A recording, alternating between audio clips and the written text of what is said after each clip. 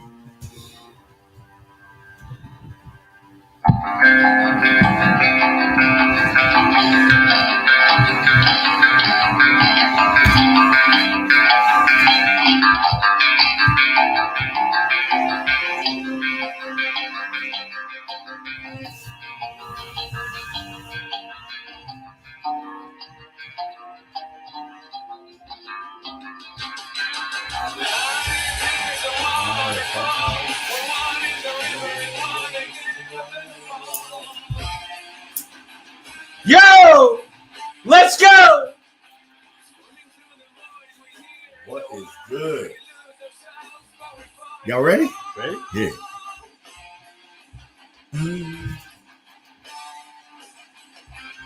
Yeah. Y'all hear it. Y'all heard it. All right. For all my headbangers out there, real quick. All my metalheads. You know what I'm saying? A little millennium flavor shout out. System of a Down, Earls, J Wall, Master of the Boards, or I like to call him the Anarchy of Architect, bringing us in proper light. Feel me? Oh, y'all probably wondering, what the fuck is this? Man, this is another motherfucking Monday Night Mayhem. Y'all should know by now, Shane Chris, Apocalypse, constantly repping Blurred Minds Media. What's good, everybody? I am your host, okay, bringing y'all another chapter in the dark, decadent story as we celebrate the Hall of Fame induction of, once again, my all-time favorite wrestler, one of the all-time great performers, no matter what banner, faction, or federation. It's The Undertaker. All right. First show, connection issues. Ragnarok remix last week. This is part 2 in the Undertaker's mixtape saga. Dropping another bundle of Raw on you motherfuckers. We are calling this one, J Wall. I like the title for this one. I really like the title for this one, man. We calling this one The Undertaker. All hell breaks loose. Let's go, man. I'm excited, man. What's good with you? Shit. You know, another Monday night full of goddamn mayhem, baby. Who on that screen with you? Who that is? Who that is on the screen? Life is a waterfall.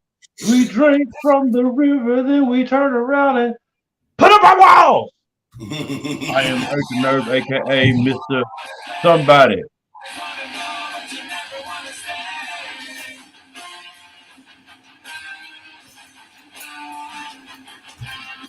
Yes. Speak to the I good am Urgent people. Nerve, aka Mr. Somebody. Everybody, somebody got to say this shit. We are repping for Blurred Minds Media, and we are the new faction. Definitely.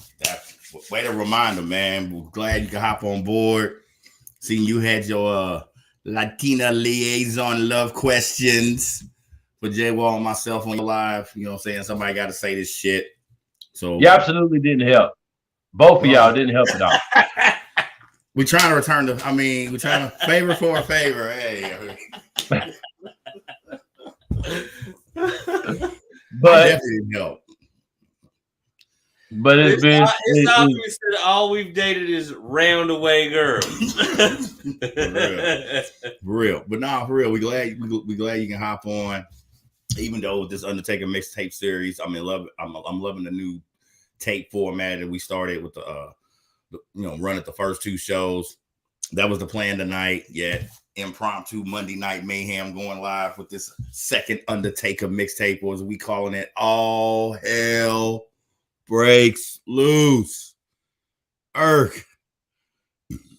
don't have no time to catch up to speed. Don't know if you was able to catch last week's episode when you talk about the dead man's rise. J Wall love to help come up with that title, man. For real, that was dope as shit. But we going into All Hell Breaks Loose, bro. Glad to have you aboard and strap yourselves in. Not only anybody who's watching live, definitely appreciate them replay values. Yo, yeah, I'm ready. I'm ready to get an education because Undertaker is without a doubt a tantalizing. He's absolutely a showstopper. right. I mean, as soon as his music that you and the thing is, toll of the bell. when you hear the toll of the bell, when you absolutely know exactly who it is. So I'm a fan. I'm a fan.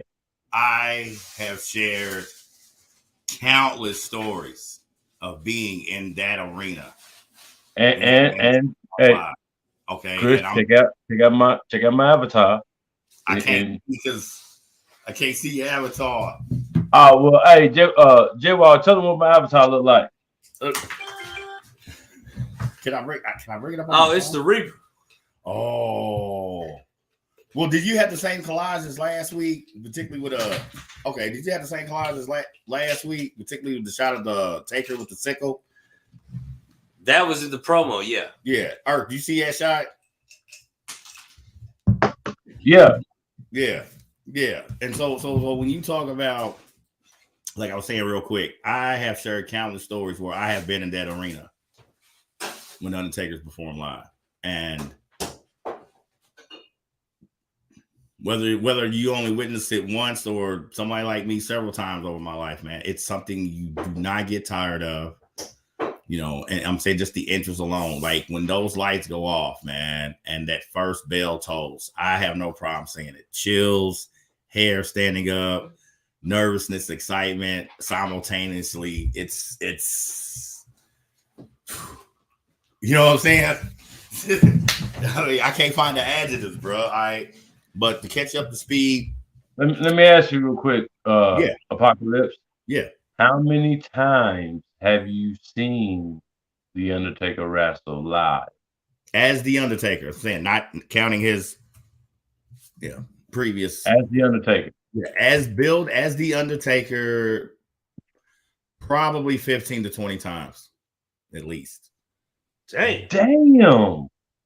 If I had to say between WWF and WW, the WWE banner, what I always say, it started in 02. Yep. Major, when you talk about their top guys, he's probably the one I've seen actually perform live the most. Damn, bro. I am obsessed with this man in his career. Now, catch up speed real quick. He got to start here locally, back in 86. I seen the Taker as early as 14. That's how long I've been following this man. And who is he billed as when you seen him first? That's when he wrestled down here as the Master of Pain. When he got to slap Lawler around for a minute, man, capturing his first professional title ever. But yeah, I mean, I've literally been following this man since I was 14 years old, when I was still going to Louisville Garden shows as far as the USWA, and seeing him morph into The Undertaker, I had no problem saying it. Said it last week. It didn't just morph the WWF, it morphed professional. Everyone had to step their game up, particularly character development in the intro. Look at over the years the different incarnations of the Undertaker. You understand what I'm saying, Eric? You know what I'm saying? The different ways. Oh, absolutely, the different absolutely. ways. And I'm just saying real quick, the different ways he's reinvented himself as far as his look, and then things like in-ring moveset to sell that character, that aspect of the Undertaker. It's a sight to see live, bro. Like, it really is. I've noticed that after the introduction of the Undertaker, Mm-hmm. every wrestler had to stepped up their entrance. You know what I'm saying? The way they entered the arena, you know? Exactly. But see, a big key to that is your character development. Like, you can't have a dope intro if you got a shitty gimmick. Facts. This is the Undertaker. Okay. We are delving into dark prophecies and biblical storylines and demonic taboos. Okay. So just visually alone, and then we talk about character development and storyline with his original run with Paul Bearer and that old West Mortician Undertaker get up, you know, his original incarnation. You know what I'm saying? But see, tonight, since all hell breaks loose, we're going into, it's definitely one of my favorite sections of his career, and visually, okay, we're going to touch upon visually my favorite incarnation of the Undertaker. All right, Ministry of Darkness Taker. Okay. But that's a road that we're going to travel. We're going to get there, and I'm going right in. Strap in, Irk, and anybody else who's watching, man. Dogs, cats, chickens, and rats. All right, ladies and gentlemen, check us out. So by this time, it's early 96, and Taker is in a serious beef, you know, with the one who loved the shattered dreams. You know what I'm saying? All right, the walking paparazzi himself, Goldust. This motherfucker. Exactly. And not just any kind of beef. This is for the Intercontinental Championship, ladies and gentlemen. Now, not just this show, plenty of mayhems. Not only have we referenced the IC title, you know, the IC title is essentially the number one contender's belt. It is the precursor to a world title shot. And while it is a goddamn shame that this is Dusty Rhodes' son. Here we go. I said it earlier, bro. I literally said that shit earlier. It's wild to me. I mean, and like I told people, anytime they've made that statement, well, what are you gonna do? Like, try to remake? You know, he can't do the Southern Cowboy thing in the WWF when you already got Dusty Rhodes. But a gold wig wearing tranny, like, that's a little far off the reservation. You know what I mean? Like, he could have been something different. Okay, but he's like a drag queen dipped in gold. Okay, but when you talk, okay, fine. Even if you don't want to sign off on it, you already got a dead guy walking around. Yeah. Okay. So when he's not in a gold dress. Okay, but yet when you talk about the WWF straying away from standard cookie cutter cardboard character development, heel or face, we're in some taboo shit already, man. Yeah. You know, and Goldust's original run, like I told you earlier, you know, his intro was a movie trailer. It's Shattered Dreams production. It's Marlena as his director, and she's smoking on a cigar in a director's chair due to the duration of his matches. You know what I'm saying? I hate all that, dude. I dug it. I'm like, this is way different. But the point of the matter is, Taker's in a serious beef with Goldust for the IC title. Okay, and here comes the thorn in the side of the Undertaker. All right. Plenty of battles, plenty of crazy characters he's taken on up to this point. Yet a lot of WWF audiences, wrestling audiences had known this guy and seen this guy. WWF audiences, being the snobs they were, majority of them had no clue. You know what I'm saying? Could not be privy to the fucking mayhem and destruction that Mankind would cause when he first touched down in the WWF. Several run-in attacks has cost the Taker Intercontinental title wins over Goldust, and to raise the ire of the Undertaker is highly unadvisable. Yeah, we ain't talking about Razor Ramon.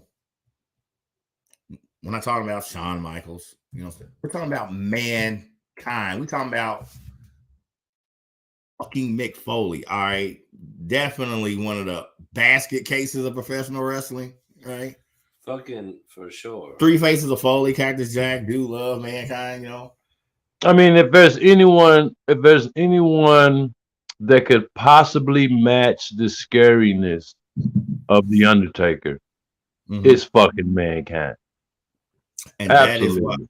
That is why his arrival and signing and immediately thrust into a beef with the Undertaker was perfect. Being a fan of Foley from other promotions as Cactus Jack and matches in Japan with Terry Funk and shit. I mean, really? Mick Foley's in the WWF and they're throwing him to the Undertaker off top.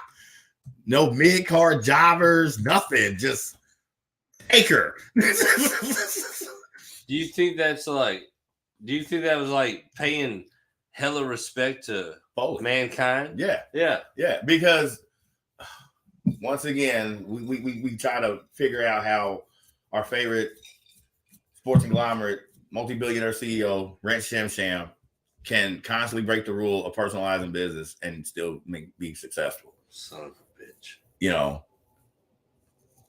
Foley's signing was long overdue. All right. A lot of wrestling fans say that he was kind of already like, toward decline physically of his career. I think as we go through this part of the Undertaker saga, I totally beg to differ. But anyway, so he thrust right into the beef with the Undertaker. First go round.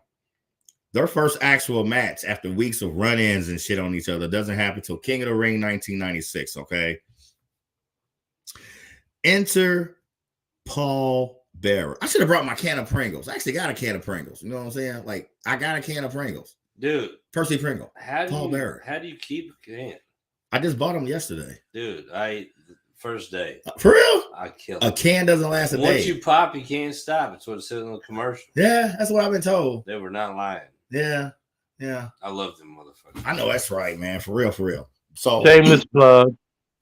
Shameless. Send us the check. Please do. So first go around in ring is Foley and the Undertaker, King of the Ring 96. Okay.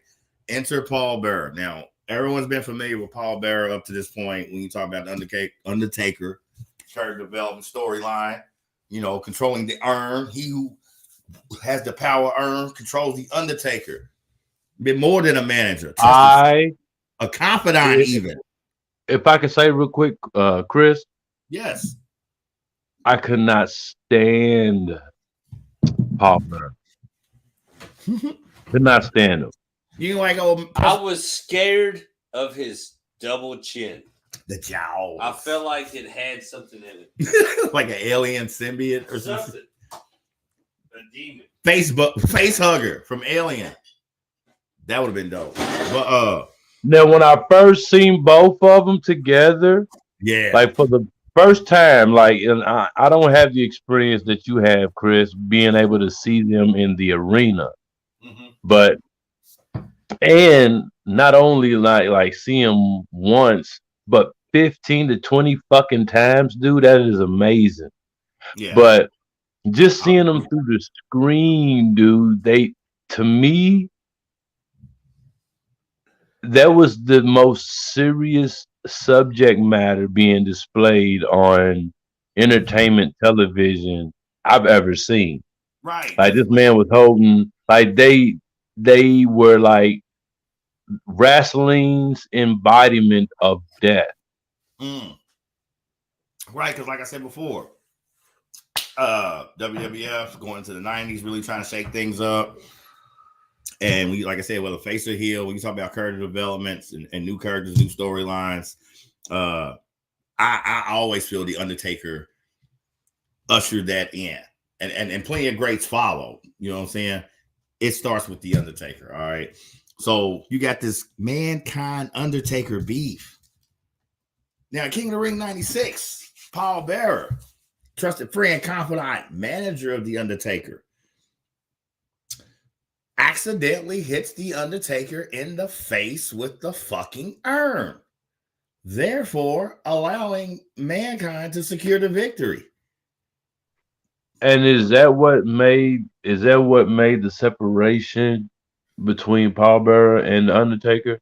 Because I remember there was a time where it was like the Undertaker figures out that he can take the urn himself, or we're gonna get there. Okay. We're gonna get there. All right. So rematch. Because you know, Taker's pissed. Like, fuck that. Like, off the bat. I lose this motherfucker. And I might have been betrayed by Paul Bearer. Possibly. I don't know. Lingering doubt. Is that what they call it? Yeah. Like, that's usually what you get right before you kill the motherfucker. Right. So it set up the rematch. All right. And as far as Taker and Foley and their in-ring history, this is a match I feel kind of gets slept on. It's definitely in the shadow of Hell in a Cell, which we're going to get to later. But I'm telling you, man, the Boiler Room Brawl. I got questions, man. Did the Undertaker ever tombstone Paul Bearer? He tombstone everybody. Everybody. Like that's what happened. Even his goddamn mama. Yeah. That's just like, well, did Austin ever stun Pence? I mean, that's your benefit. That's what you do. You do it to everyone. Yeah. Yeah, man. That's Stone Cold even stunned Pat McAfee. I don't have a problem with that. I mean, damn. I seen the highlight of that. The Colts punter? Yeah. Was a stunner? Yeah. Damn. Well, he got podcasts like Juice. Like, he immediately said, I don't have a problem with that. As a co-owner of a podcast network. Oh, I know he got a podcast. He do. But I know every motherfucker who's got a podcast. Right. And I listen. You listen. And you know what I know? What you know? They ain't that much better than us, baby. Let's go. So look, Boiler Room Brawl, man, goes down. Like I said, as far as Foley and Taker and their in-ring series, this is a match I feel gets slept on. Love the concept. This thing literally starts in a fucking boiler room of the Gund Arena, Cleveland, Ohio. It eventually makes its way up through the steps, through the crowd. I mean, you name it. Foley and Taker battled in that fucking arena. Non-fucking stop. Once again, and Taker seeking the power to earn, you know what I'm saying? His rejuvenation, you know, his version of the Hulk up. Now Paul Bearer cements his betrayal. You know, we got a video of that, right? You got a video of that? You want to show a little bit of that? You should show a video of that. Let's do it. Hell yeah.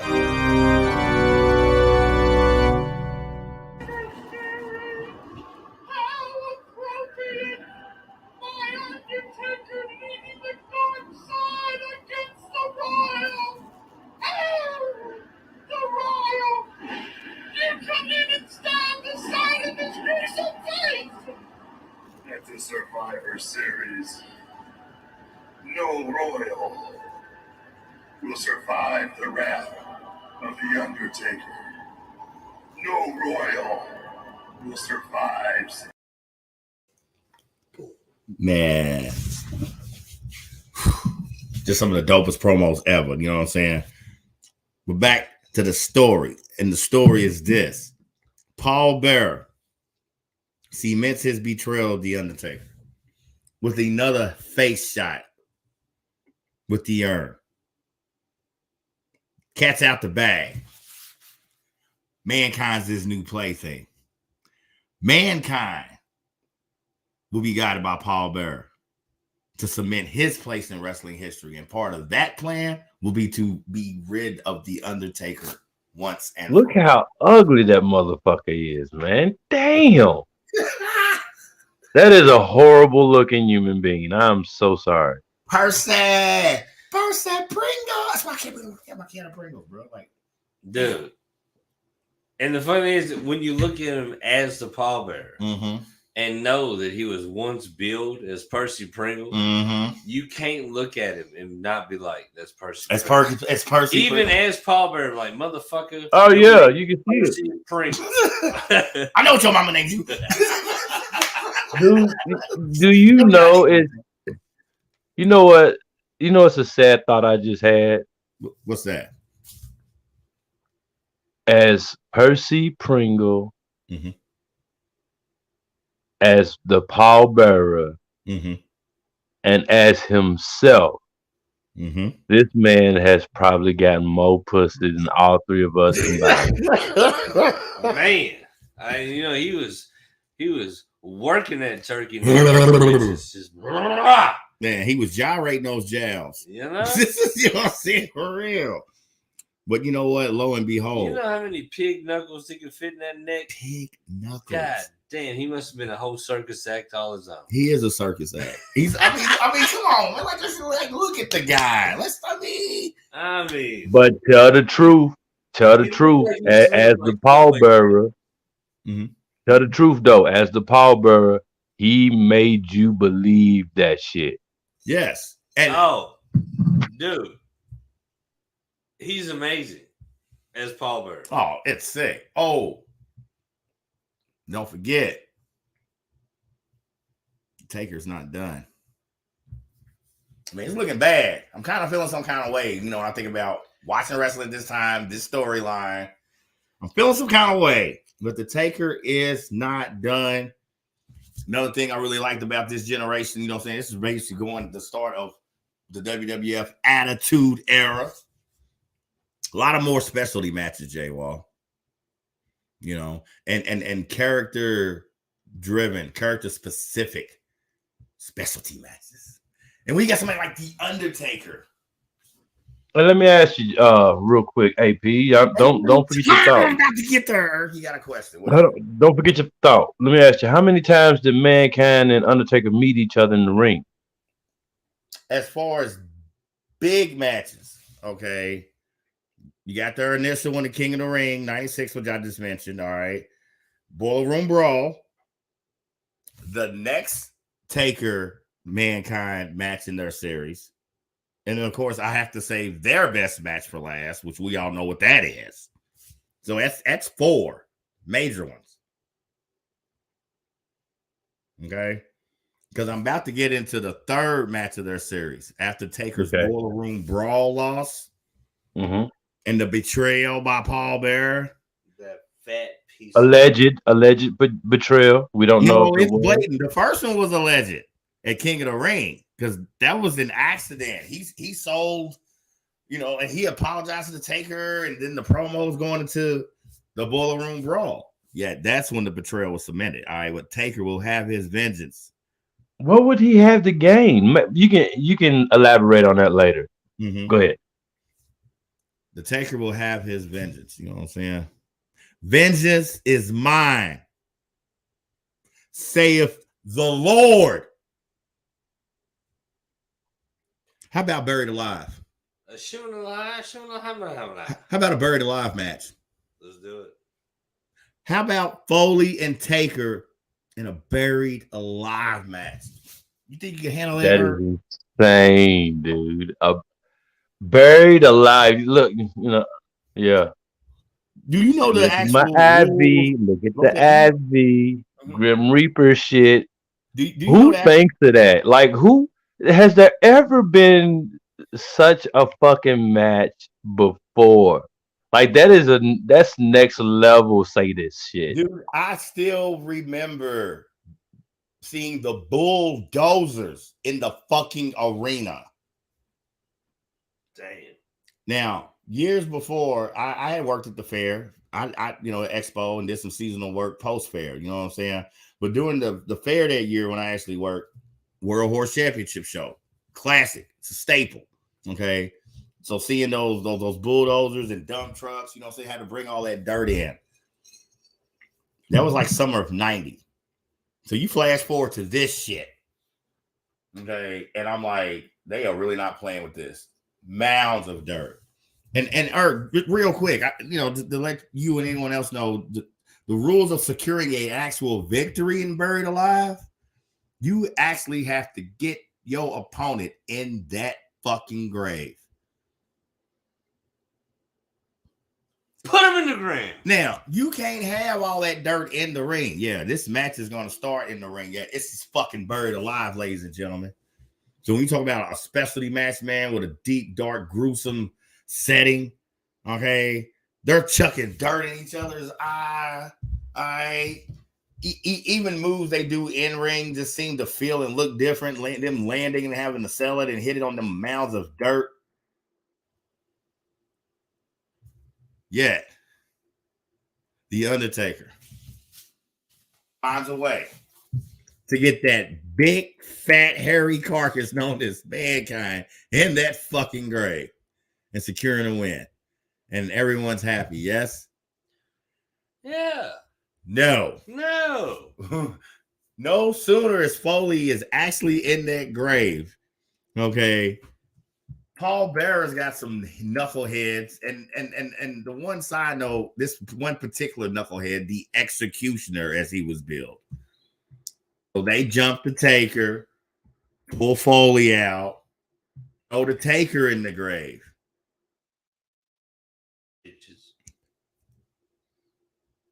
Lo and behold, the last image you would see on that telecast is the hand of the Undertaker rising from the mounds of dirt he had been buried underneath, and a huge bolt of lightning hitting his hand simultaneously.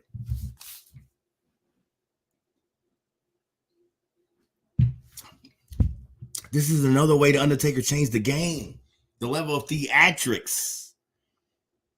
Okay, this is the Undertaker. We're talking about dark forces here. So when you talk about selling a fictional character and a storyline and a gimmick, like my man Earth the Nerve mentioned before, this is someone who envelops death.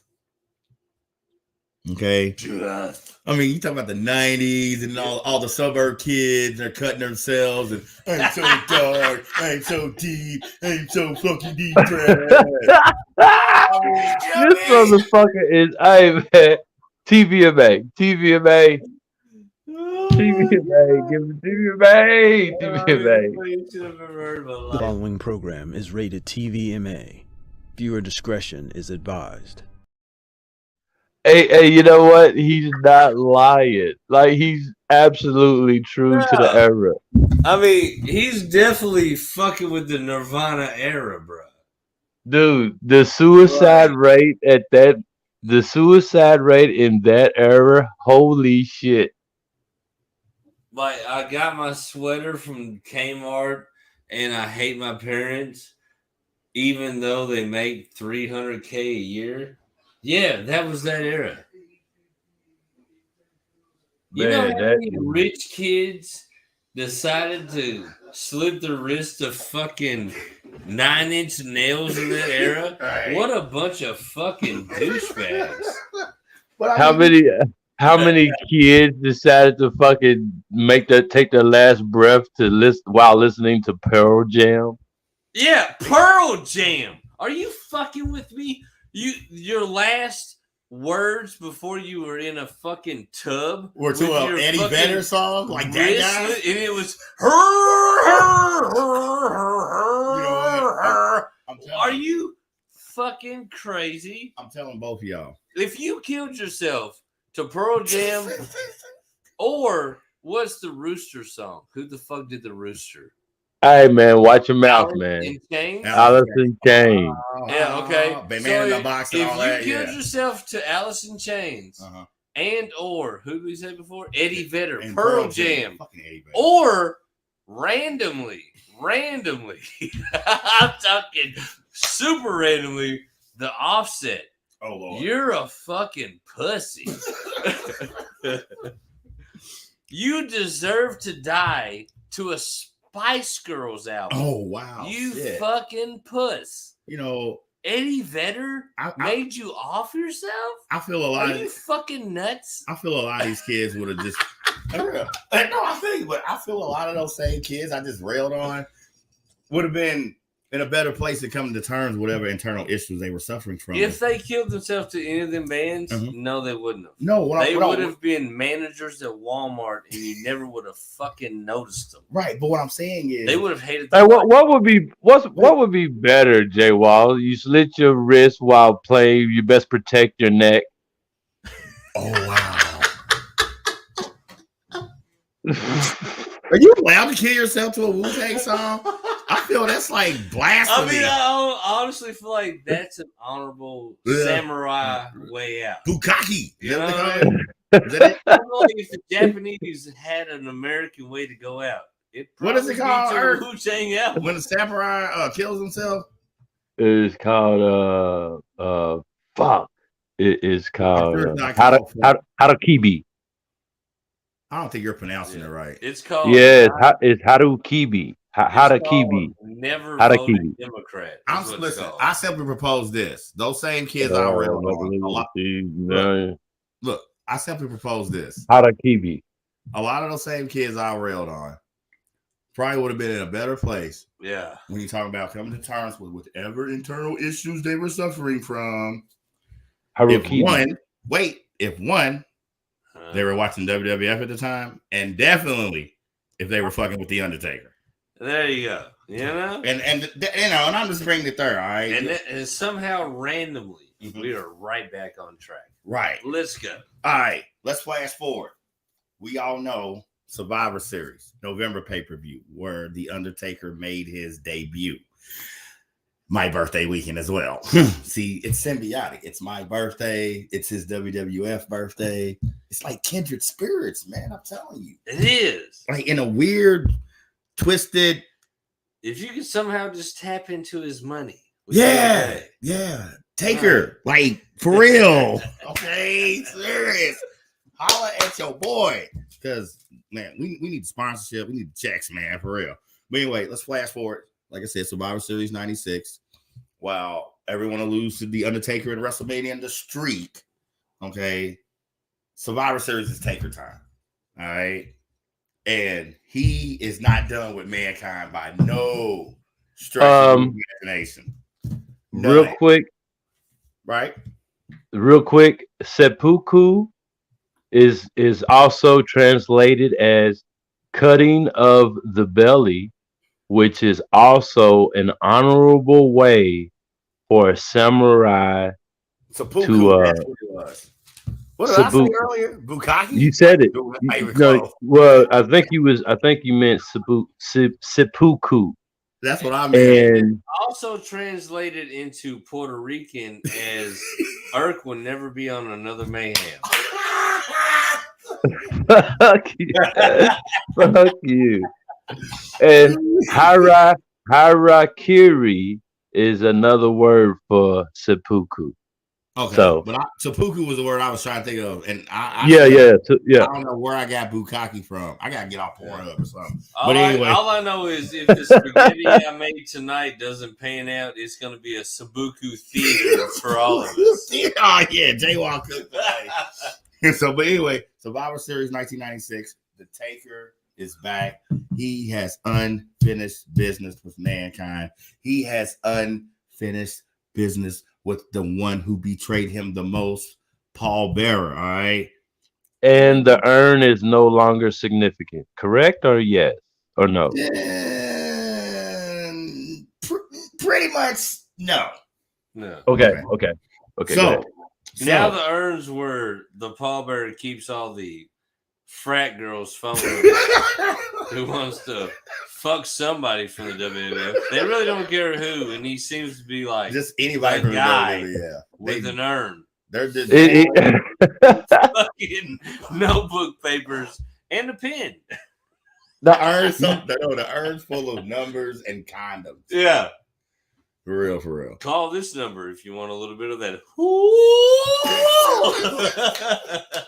Hey, I wonder when he's eating pussy if he does that and then shakes his jowls when he's down there. I feel like it might honestly be a requirement because he still got to be in character. Yeah. You don't want to get your pussy eaten by Percy Pringle. Here's my thing. You want to get your pussy eaten by Paul Bear. That's exactly what I was about to say. God damn it. I couldn't have said it no better.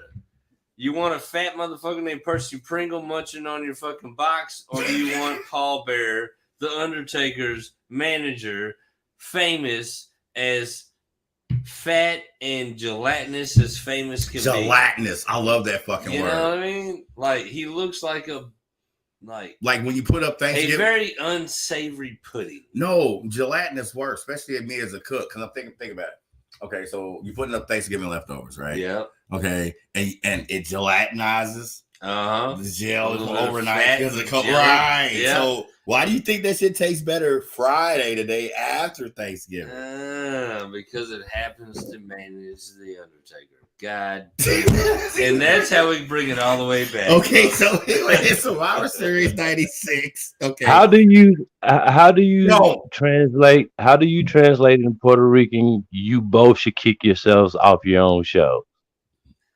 Look, man, Rosetta Stone, motherfucker. This is Mayhem. We translate that to Eric's girlfriend. We love you to death. We really want to meet your sisters, but please don't listen to our shows. Sisters, I want to meet their mom. Sisters, I want to meet their mom. Well, you're going to go that deep if you want to go that deep. I want to go deep. Indiana Jones. I want to go that deep. Friend. Hey, quit, damn it. Hey, damn it. Balls deep. So let's get back to wrestlers. How about?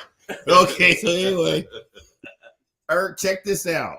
How you like this as a stipulation when you talk about a level of vengeance you want to unleash? Now, you got Mankind in the ring, right? Yet it is the one who has betrayed you the most, Paul Bearer, in a cage, suspended 20 fucking feet above the ring. You win the match. You get your hands on Paul Bearer. Ooh. That really, especially after the whole pussy eating thing, that don't even like remotely sound right. Ugh. I feel like the Macho Man would handle this better. Oh my God. Please tell me you have a picture of this. Paul Bearer in like a fucking cage above the ring. 20 feet above the ring, to be exact. And this is the stipulation. Once again, Taker wins the match. He gets his hands on Paul Bearer. That's. I know you're gonna hate me after I say this. I did not see this match. I am going to watch this match going to bed tonight. Because I've actually 20 feet in a fucking cage, dude, over a ring. That is insane. Suspended over the cage is 20 feet suspended over the ring. Let's hope this loads up. Visually, it is a sight to see. You know what I'm saying? I remember this match actually. Because I remember I hated Paul Bearer so much. Right. Anytime he got a little shade, I was like, yeah. Fry that piggy. That gelatinous pig. Dude, him as a pig would probably like taste pretty good. Like in a luau.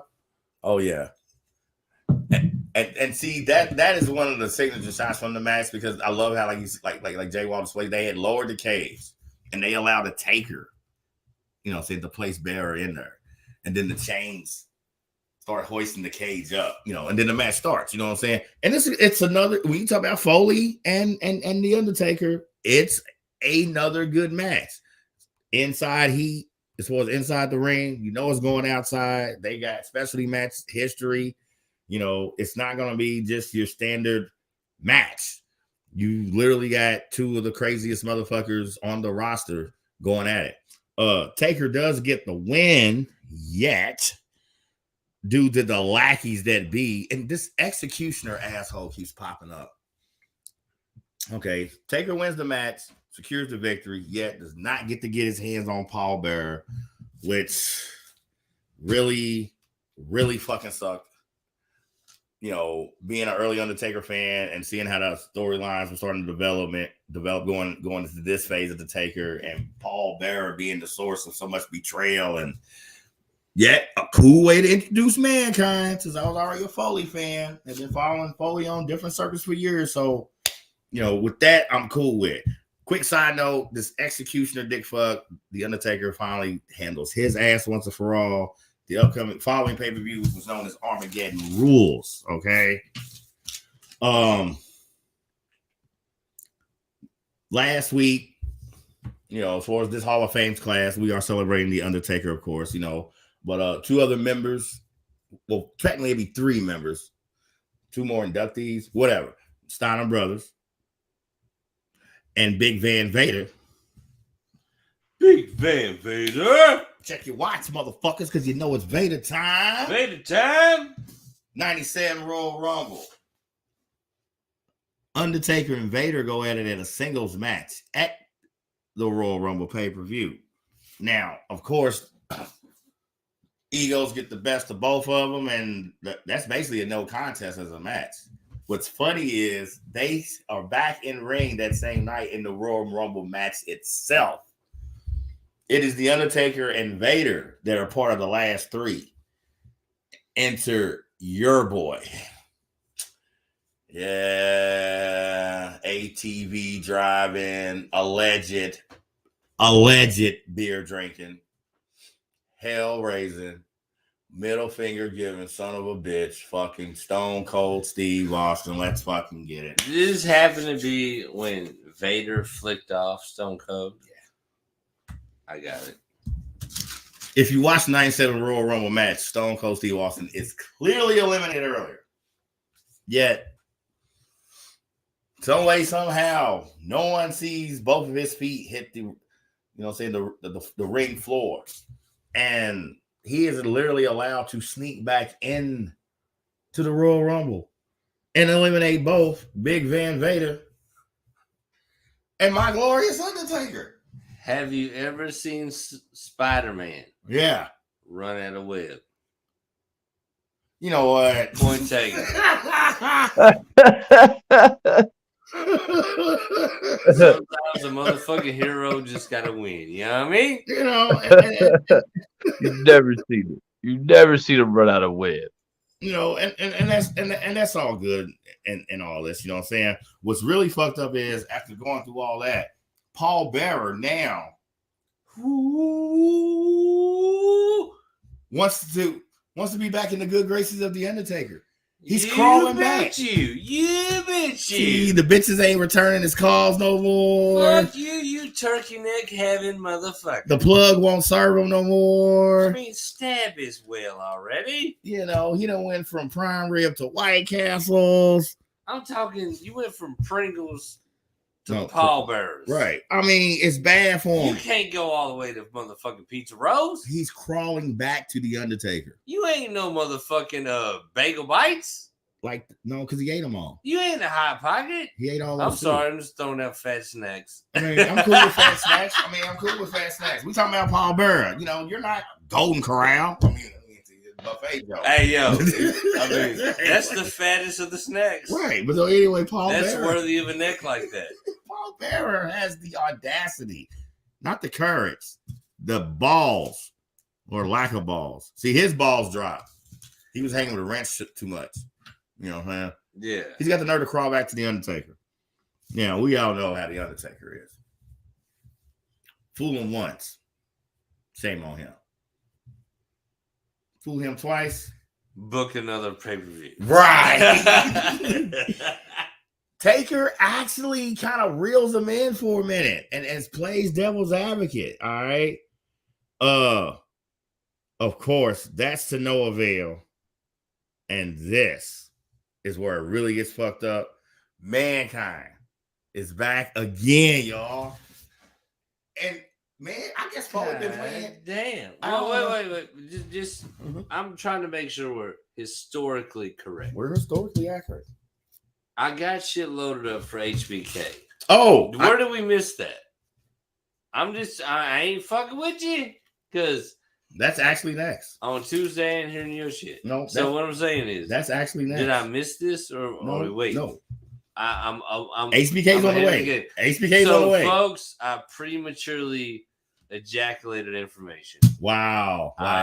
That's never happened to you before. Apologize. You've never previously what did you say? actually prematurely ejaculated 3 times a week. See, but never 4. All right, ladies. So if you really want to get a hold of my guy, day 5's the day. I'm sorry. Okay, so after Hail Invader, you know what I'm saying? Even though Stone Cold cost the Undertaker a world title shot by eliminating him at the Royal Rumble, after sneaking back in, after clearly being eliminated in your house. I mean, was he clearly eliminated? Man, just watch the match, bro. I mean, but what did the bald biker riding white people say? You know what? You know what I mean? How do they feel about it? I mean, if they kind of got to take them into consideration. They're part of the consensus. Without them, there's no Stone Cold. Yeah, that is definitely true. You got to really the key demographics a bit. Right. See, we get it. We understand. If you want, I could call my cousins and I could ask them how they felt at this time. That'll give you a good barometer of how the rednecks felt. I was working with my first share of rednecks at the time, and they weren't happy. But let me tell you, the rednecks you work with are not going to tell you what the rednecks I'm related to would. Yeah. So what I'm saying is, I get the inside track. All right, cool. So I'll tell you about all the shit that burned in the junction. Upside down. You know, little hoods maybe. Right. I don't know. I wasn't there, but I probably know somebody that was. That's all I'm saying. That's so fucking bad. I swear. So like I said, Paul Bearer tries to return to the good graces of the Undertaker. All right. And it's to no avail. Taker beats the shit out of Paul Bearer right there on the spot. Obviously, I would imagine, you know, but obviously it was makes sense. It was all a ruse, and such an obvious ruse that Mankind is not only back in the picture, but obviously Mick Foley in his spare time had been playing some Street Fighter and developed the ability to throw a fireball. Hadouken! And we have that footage right there. Man, I got the footage. That is dope. Now I would say that Fireball looks less as a Hadouken and more as a candle in the hand. But what I would say is, okay. I feel you. Well, see, me personally, I hadn't seen fire thrown, outside of Japanese promotions, stateside promotions. Does that count? No, what I'm saying, because I had seen. Because what I'm saying is not shitting on Japanese. Right. What I'm saying is, it seems like their shit was way more. But that's my point. That was cool. Okay, way early. Where this happens where this happens in a feature match, that was like that could happen on a match that don't even get televised on that card, for fuck's sake. Okay. So what I'm saying is, I got you. For stateside, badass, and right. Referencing this area again, particularly talking about the Undertaker, and he did slap Lawler around. That was a signature for Lawler down here for years, the throwing the fire. Okay. What? Yeah. Really? Really. What did you blow it off his chest there? He would have a little bit of. He'd have like a bit or whatever. But I mean, that was his hairspray. I'm telling you, look it up. Blow it off? That was his thing.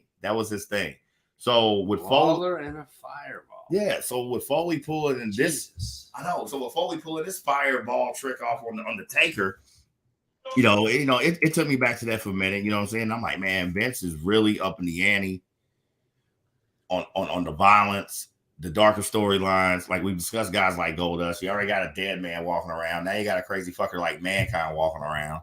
Okay, and it's gonna be another crazy BOF. How about that? KBOF. He gonna enter the picture in a minute. He coming. You know what I'm saying? But first things first, with this Mankind beef. How about In Your House 14 as a pay-per-view? Build the Taker's Revenge. Okay. Oh, that's what shit. I know. Fuck. That's not Hell in a Cell, right? No, that's. God damn it. All right. But you know what? Even if you can't bring up the footage of it, I can continue to narrate. No problem. You know what I'm saying? Take some out. Handles his business. And not only does the Undertaker beat Mankind at this Taker's Revenge in Your House pay-per-view, he returns the favor, but yet serving the fireball to Paul Bearer's face. Paul Bearer is beyond pissed. Dare I use the word incensed? Ooh. Cause see, the foundation is about to be laid. Y'all see all this fire? I feel like Paul Bearer's burnt face smells like brisket. No, it wouldn't smell that good. Brisket smells good. Paul Bearer's burnt face would smell like, okay, if Godzilla breathed on a can of Spam. Oh. Yeah. That's what Paul, yeah. That might be hell in itself. Exactly. What's good with you? You still with us? Yeah. I'm incensed even. Incensed? Okay. Well. Since you're incensed, okay, and Paul Bearer's all pissed off that he's finally vanquished Mankind, you know, who was going to be his plan to take out the Taker. All right. He's got an ace up his sleeve. Because this is where we pose the question: do the dead have secrets? According to Paul Bearer, the dead do have secrets. And he's threatening to unleash the Undertaker's biggest secret if he does not retain his manager services. All right. Not only that, he goes as far traveling through hell and back to ruin the Undertaker. And hence, we enter the big red machine, Kane. Oh, shit. Where we at with it? Dude, the introduction of Kane, when I think about the Undertaker's overall career, just another dope ass saga and storyline. You know what I'm saying? Okay, according to Paul Bearer, all right, the Undertaker had set fire to the funeral home that his family owns, thus murdering his mother, father, and his younger brother.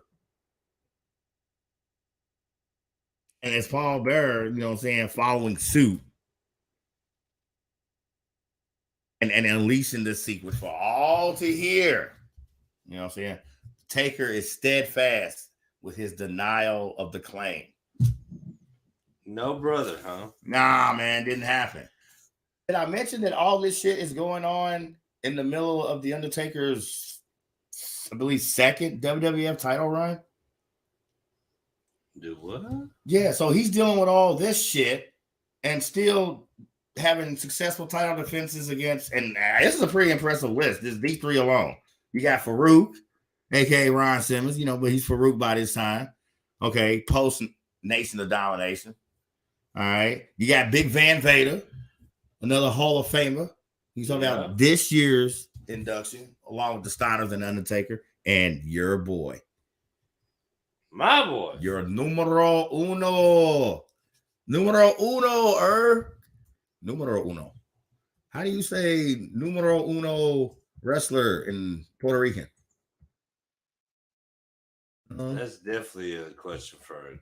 Yeah. Anyway, Stone Cold Steve Austin. The rattlesnake? The rattlesnake. The baddest motherfucker in the land. The Undertaker is successfully defending the title against these three while dealing with this Paul Bearer post Mankind enter Kane storyline. Woo! Say that 5 times fast. I don't know if you can. Right. And yet, it is a guy, if Stone Cold is the man that you herald as your favorite wrestler, we got to enter the man that you have nothing but total contempt, disdain, and loathsomeness towards. The Heartbreak Kid. Motherfucking Shawn Michaels. This motherfucker. Damn it. You're talking about fucking Undertaker and HBK. Yeah. Because see, Taker's still trying to, by this time, Taker's lost the belt. He's trying to get that shit back. I hope you can talk about this while I'm smoking a cigarette. Oh, yeah, no, definitely. Definitely. I got it all covered. You good. Taker needs that fucking WWF title back, man. Okay. It surely does. Like right now, I see a pretty blind boy that has it. Okay. And actually going into SummerSlam 97 that year, it is the excellence of execution. The best there is, was, and ever will be. Bret Hart, who was actually WWF champion at the time, okay? Thing is, Shawn Michaels and Bret Hart still had a beef. And Shawn Michaels, and trying to get the Bret Hart in the middle of the Bret Hart Undertaker title match at SummerSlam, accidentally or not, who cares? He hits the Undertaker with a chair shot. And yeah, like the Undertaker is going to care whether it was an accident or not. Intent, result. Let's go. Deal with it. Are we going to break? No, I'm stretching. You're going to smoke. I got to stretch. Anyway, so like I said, Shawn Michaels fucked up chair shot interference against the, the Undertaker. Bret Hart, SummerSlam 97. The Taker is pissed. The Taker is on a tear. And he is determined to get his hands around the neck of Shawn Michaels. It's going to go down at what is known as the In Your House pay-per-view, known as Ground Zero.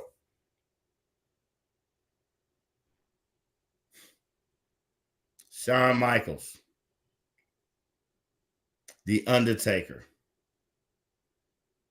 Their match is so intense. In and out the ring. Move for move, counter for counter, rally for rally. Leads to a double count out. I mean, there's no clear-cut winner. This match literally ends in a double count out. Both men are spent. Draw. Drained. You understand what I'm talking about, Art? Mm-hmm. Quietly, one of Shawn Michaels' best matches. Okay. We talked about Razor Ramon and him, WrestleMania 10. First ladder match in WWF. Definitely a Shawn Michaels highlight when you talk about a match. I put this one on the list. It's a sleeper. Okay. Because when you talk about the signature Shawn Michaels match of his career, as most would say, of course it's going to happen with The Undertaker. And it's going to be the rematch of this In Your House Ground Zero pay-per-view. But see, Irk, we got a new wrinkle in professional wrestling when it comes to specialty matches. You understand what I'm talking about? We have a structure and a concept that is so demonic. I mean, one has to wonder, is this safe? Is this legal? The work permits. Because, Irk, I am discussing 1997.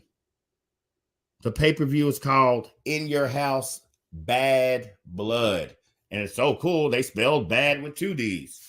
But, Irk, the match I am talking about when it comes to Shawn Michaels and The Undertaker in this rematch, I am discussing the WWF's first Hell in a Cell match. Let's fucking get it.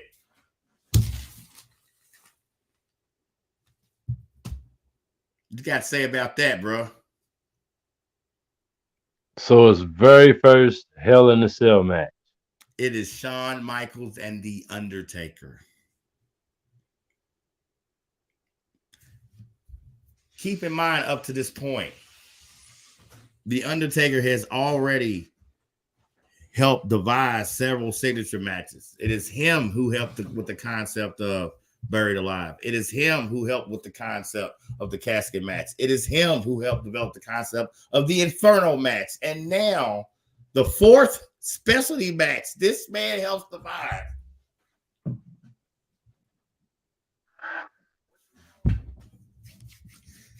is the single scariest structure for professional wrestling that even me at 50 years old and in 2022 will still say nothing like it.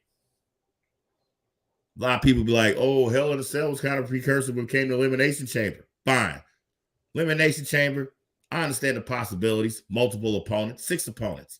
Structure, I can't knock it. This is one-on-one. This is the WWF's first Hell in a Cell match. This is the Heartbreak Kid, Shawn Michaels, a.k.a. Mr. WrestleMania, versus The Undertaker. This is the match that took the prime years off Shawn Michaels' wrestling clock. Yeah, I said it. Let's go.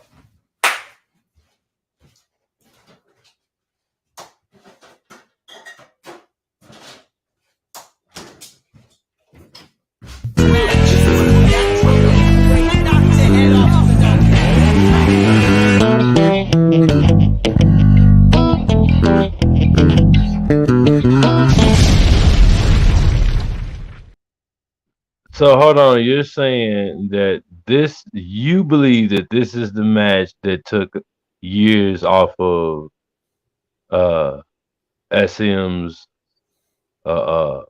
wrestling career, bro? No, I don't believe it. I don't have to believe it. I know it's fact. And I know millions of people, whether they've actually watched this match live or studied it over years. Or, if nothing else can convince you of that, what if the words came out of the mouth of Shawn Michaels him fucking self? Would that satisfy you?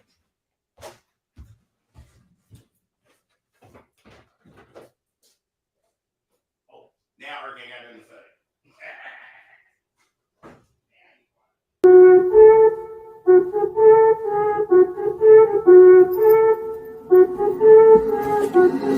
Amiga Ciencia. It's Ella. Hey, let's go. Bad bitch. I see you the same for the spot since I said bad bitch. Woo, you looking at a motherfucker like you wish I died, bitch. Woo, they say that shit when a nigga ain't even lying, bitch. Ooh, roll that motherfucker blunt, I'm trying to get high, shit. Ooh, that's that drop on the beat, let me spit this 5 shit. Cool, you got a 16 out of me, let's do it live, kid. Cool. What's up, Eric? You kind of quiet over her. Or the facts starting to... Motherfucker, you act like you in a debate with yourself, asshole. I'm just asking questions because I don't know. Right. But yes, this is the match, dude. This is it. So out of Shawn Michaels' mouth himself, he says he's the reason why. This is the match that eventually caused Shawn Michaels' retirement. And you think about how long he didn't rest. He was on WWF programming. But not too long after this first Hell in a Cell, you tussle with the Taker. Yeah, your life, your body, and your career will never be the same. It's not going to happen. You know? But these are the facts, though, okay? Yet, even with that, okay, Taker does not get the win in that match, Erp. All the pain and punishment that Shawn Because they Michaels... cheated. Somebody cheated, huh? Oh, not just anybody. Because as soon as The Undertaker had Shawn Michaels right where he wanted him, Paul Bearer.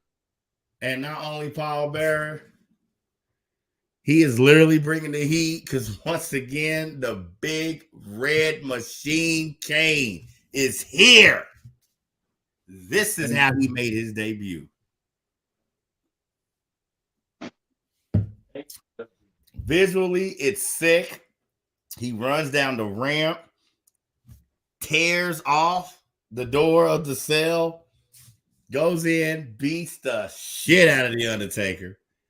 And to add insult to injury, how about little brother giving big brother his own finisher, and he does The Undertaker with a tombstone pile driver himself. Bruh. the look on people's faces. Like the Hell in a Cell match with him and Shawn Michaels wasn't crazy enough to watch. Yet this ending and starting to write the next chapter for The Undertaker as he now has to deal with this Kane beef, which was retarded.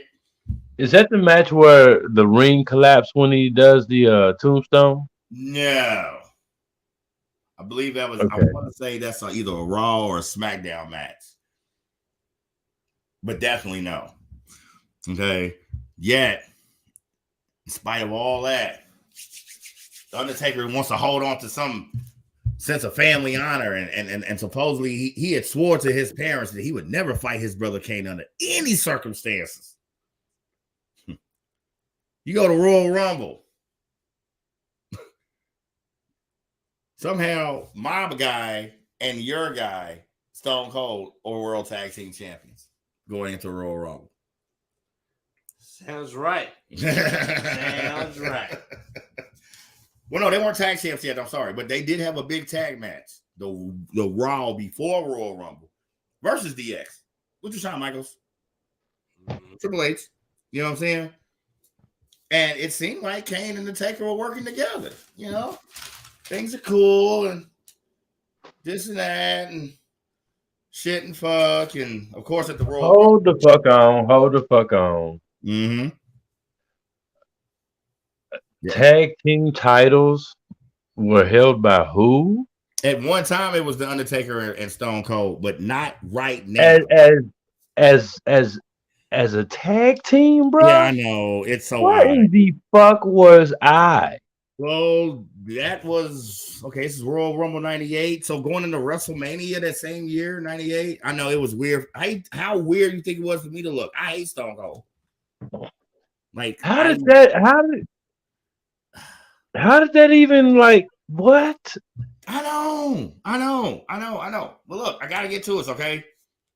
Okay, so like I said, Taker said he would never fight Kane, this and that, whatever and stuff. And even with them having this nice little tag match on Raw the week before Royal Rumble that year, true to form,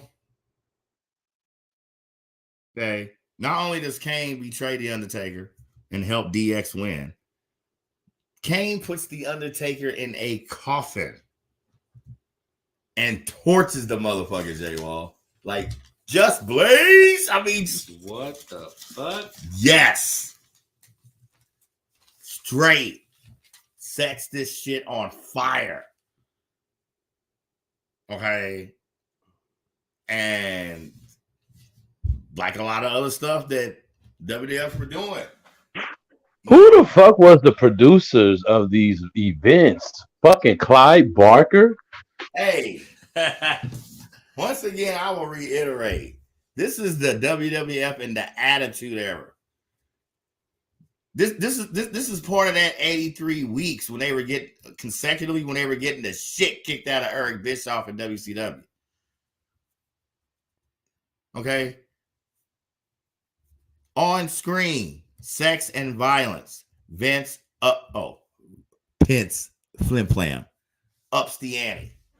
Overall. Okay.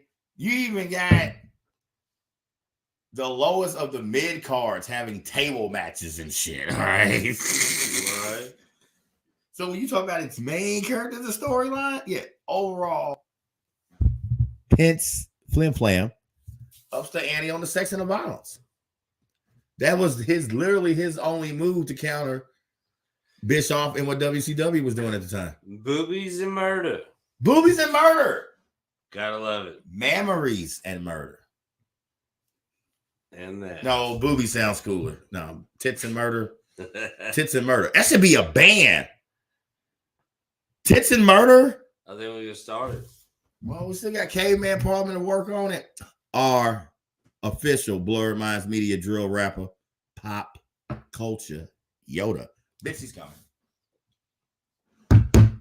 He's coming. We got a lot to do. Hey, we got a lot to do. We're gonna get on it. You know what I'm saying? So to wrap this up, okay. No one hasn't seen the Taker for weeks. You know, Little brother puts him in the coffin, sets coffin on fire. Undertaker's on a milk carton. The Undertaker is on a milk carton. My God. You know what I'm saying? Foley is man. Shut the fuck up. Is that he was really on the milk carton? Not literally, but I'm saying. Oh, okay. I get what you're saying though. Okay, my bad. Yeah, because little brother then came back and fucked him over at the Royal Rumble and puts him in the casket and sets it on fire. So you know what I'm saying? Oh, but the Monday Night Raw, March 2nd, 98. As a Monday Night Raw, this is when this is definitely just crazy. This was pay-per-view quality shit on Raw. The Undertaker, by this time, when you talk about maturing his character and you're saying the dark things, he has his own druids now. And the druids deliver a casket to Paul Bearer and Kane. Okay. They open the casket and it's the Undertaker lying there. And out of nowhere, he just rises up, man. Like I've always said, that Michael Myers, you know what I'm saying? But he does it super fast and turns. And he hops out of that casket. It's almost like he did it all in one swift motion.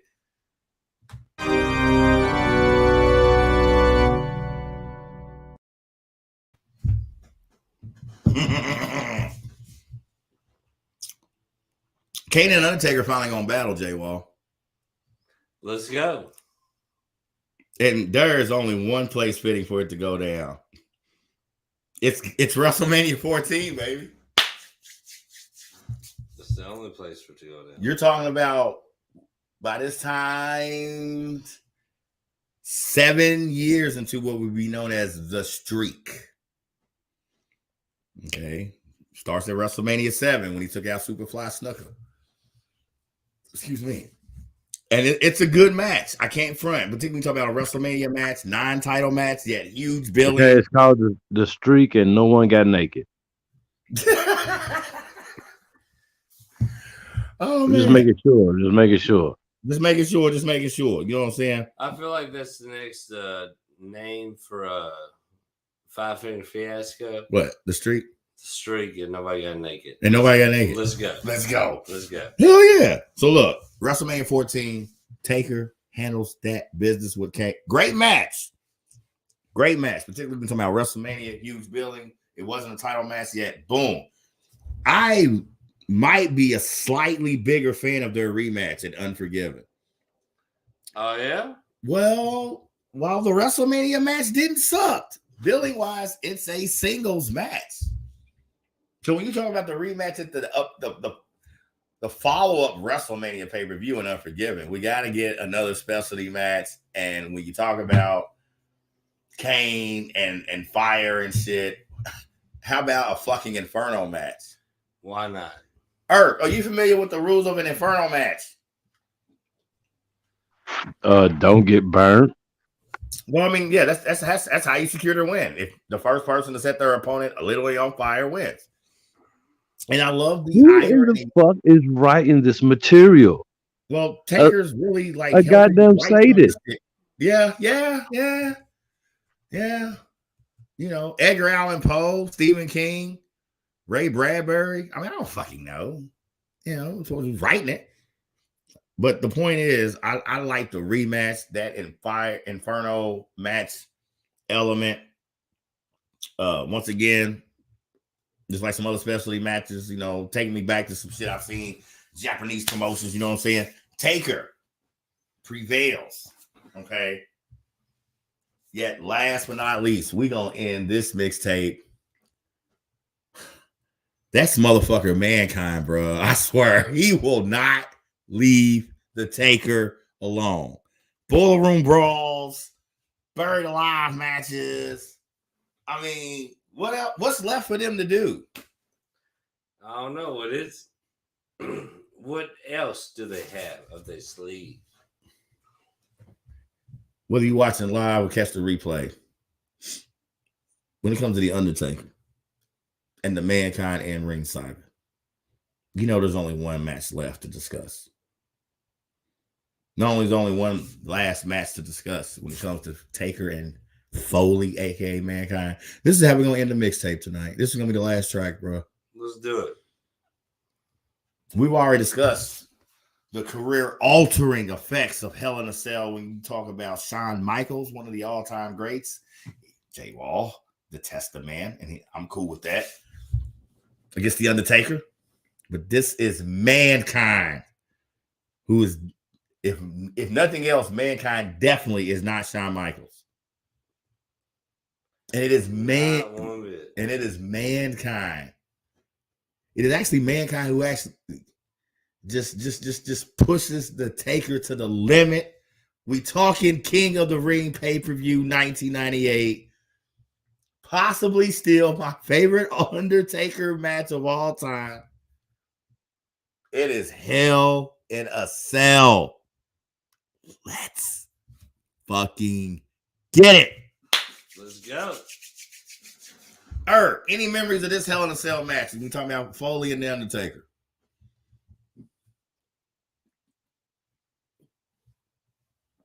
Is still with us? He on there. Nope. I'm here. Any memories, thoughts about Foley and Taker Hell in a Cell before I get into it? Crazy match. I remember that. I remember it was on the news. Literally, like mainstream news. Yeah, mainstream news. It was on the news. It was so. I couldn't believe I was watching like late night national news and they were like showing still photos of it like 2 hours after the pay-per-view. I'm like, yeah. I want to ask you in what is known as the Attitude Era. Mm-hmm. Do you think that the Attitude Era with its production level, do you think it was more brutal than any other era? It was, because the Attitude Era, like I said, with Vince up in the ante on air, between the sex and the violence. Would you even say even more brutal than the era that introduced the ladder matches? Eventually, yeah. And remember, the WWF, they didn't have their first they had their first ladder match, 94, WrestleMania 10, Shawn Michaels, Razor Ramon, Intercontinental Unification match, because they both had a version of the belt. Okay. Yeah, when you talk about Hell in a Cell, we talking about The Undertaker and Mankind.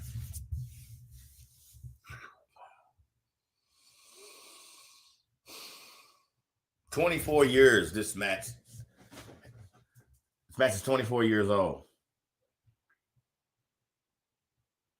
Still a tough match for me to watch. I know the outcome.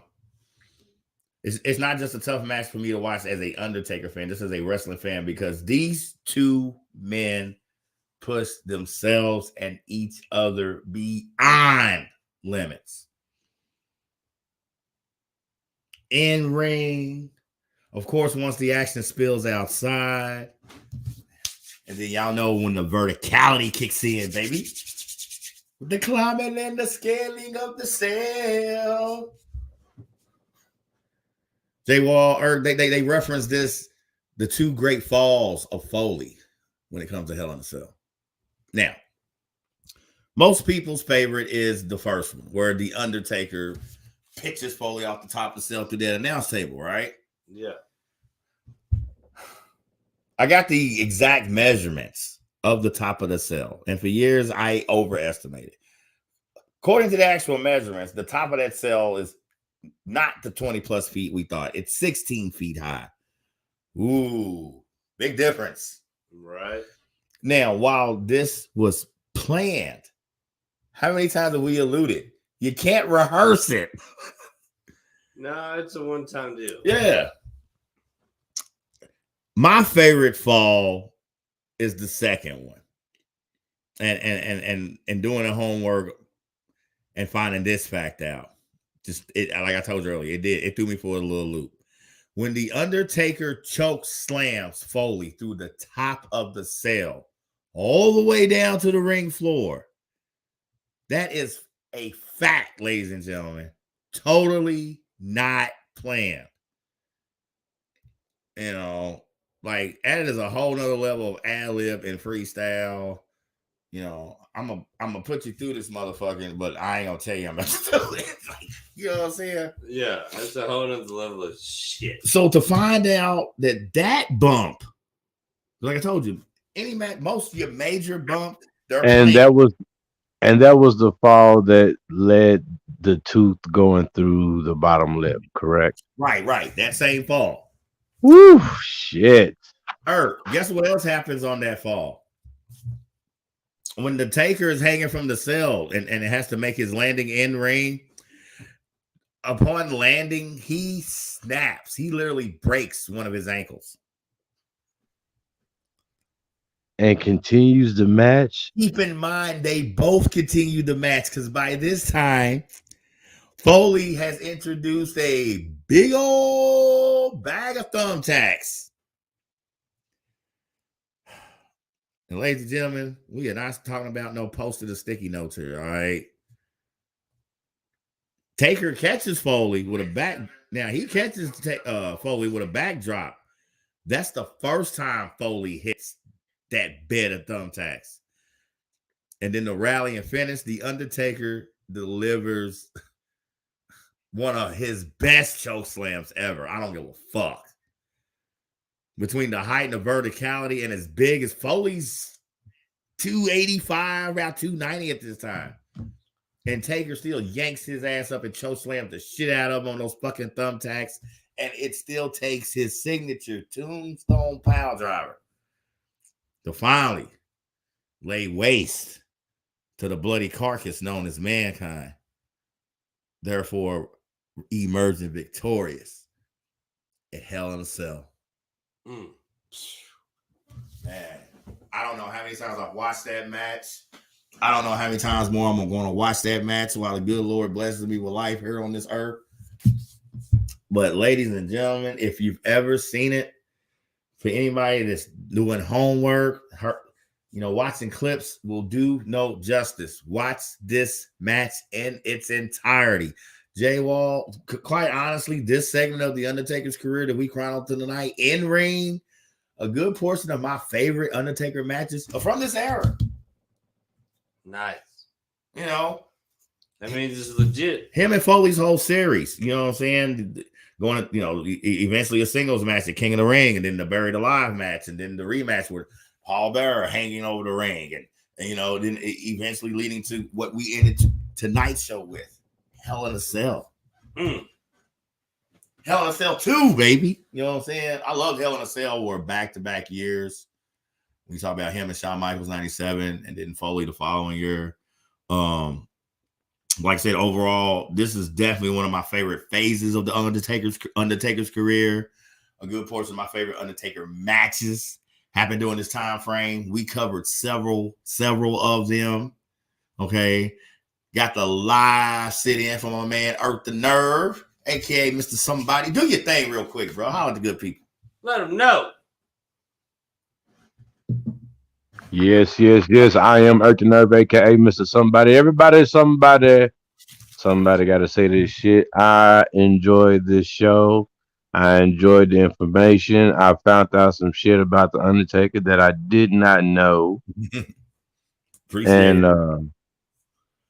And like I said, Undertaker remains one of my favorite fucking wrestlers because just character development and character alone just and I don't think no one else could ever do the Undertaker like that man has done it. Like there will be no more Undertaker. That motherfucker, that motherfucker is one of the baddest to ever come into the game, man, and a pleasure to watch. Right. And it's also a pleasure it's always a pleasure to see Chris break his shit down, man. His vast knowledge of this shit, man. I'm telling you, man. Spence Flam should be paying this man millions. No, because just remember, not just when it comes to Ranch Sham, just as a general rule, and not just not just Jay Wall. Anybody who catches this, I'm gonna leave you with this parting shot. It's not history. It's his story. We ride now. It's your man Chris, aka Apocalypse. You know, I'm repping Blurred Minds Media. Another motherfucking Monday Night Mayhem in the books. Glad to do it with you, J Wall. Yeah, man. All right. Glad to get this production done, man. Earth to Nerve sitting in. But ladies and gentlemen, we have got other responsibilities in the real world. So on that note, we are out. One.